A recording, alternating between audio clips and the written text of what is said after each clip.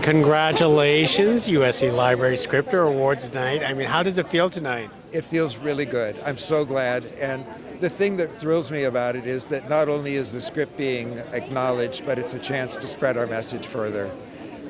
With the atmosphere in the country right now, we really need the message of the humanity behind bars, the fact that these people, it's not just, we shouldn't just have a punishment system. We should have a system of really restoring human life. So I'm very glad that our film, which is very much about that subject, is being acknowledged tonight.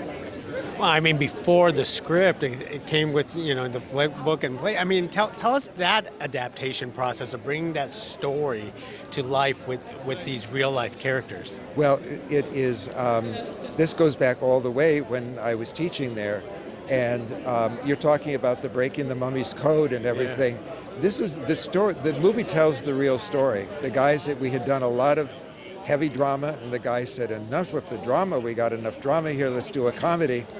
Couldn't find one that had parts for 25 men and maybe 2 women, and so I said, well, I'll write it for you. And then panic set in, because I had 4 days to get it done. So I wrote a 140-page script in 4 days for them, and it ended up being great. We had a wonderful time.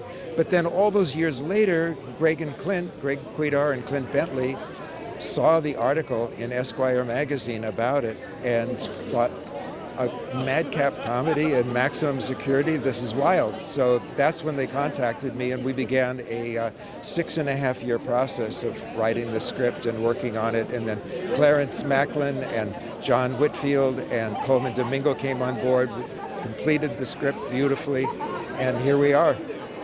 Now, how closely did you work with the script writers to get the Sing Sing onto the script page? I worked really closely with them for 6.5 years, and then right towards the end, John Whitfield and Clarence Macklin came on, and so did Coleman Domingo. But I'd worked with them all the time before, and a lot of the stories in the film and things come from, just my experience there. So, are you surprised at the reception of Sing Sing? It's been beautiful. I mean, we knew we'd made a good film, and we knew that it was honest, it was true to what happened. But I remember at Toronto when the credits just started to come on and the whole audience stood up and screamed, 4 minutes standing ovation.